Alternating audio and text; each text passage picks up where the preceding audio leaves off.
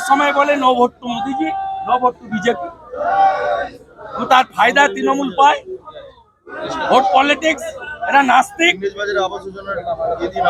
এরা এত সাহস রাম মন্দিরকে ভেঙে গুড়িয়ে দেওয়ার ছবি এঁকেছে। বলছি আবাস যোজনার টাকা দেবে, আবাস যোজনার বাড়ি দেবে, এই নামে নাবালিকাকে ধর্ষণ করা হয়েছে মালদাতে, সেটা ইংরেজ বাজারে ঘটেছে।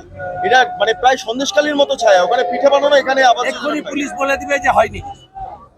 আর ডাক্তারদের সাসপেন্ড করে ভয় পাইয়ে দিয়েছে, ডাক্তাররাও আর ভয়ে করছে না। মেদিনীপুরে ডাক্তার লেখেনি, কল্যাণী এইমসে নিয়ে যেতে হয়েছে। ডাক্তারদেরও প্যানিক করে দেওয়া হয়েছে। 10 জন ডাক্তারকে সাসপেন্ড করে পরে সাসপেনশন তুলে নিয়ে 10,000 টাকা ইন্টার্নদের বাড়িয়ে দিয়ে ডাক্তারদের মধ্যেও একটা অংশকে ভয় ভীতি দেখিয়ে এরা এই জিনিস করছে। মোতাবাড়িতে পুলিশের তোলাবাজি, মোতাবাড়িতে এবার পুলিশের তোলাবাজি, পুলিশ বাজেট নিয়ে আলোচনা হয় না, সিভিক পুলিশ টাকা তুলছে। পুলিশ মানেই তোলাবাজ। পুলিশ এখন হোলিতে দোলে, যাতে দোল পালন না হয় সেই জন্য করছে।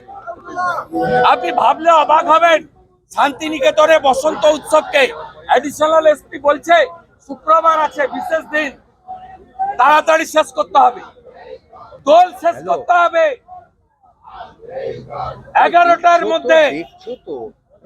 আমরা স্বাধীনতার পর দেখিনি অ্যাডিশনাল এসপি বীরভূম, সে বলছে শুক্রবার একটি বিশেষ দিন, প্রার্থনার দিন, আপনারা 11টার মধ্যে দোল শেষ করবেন।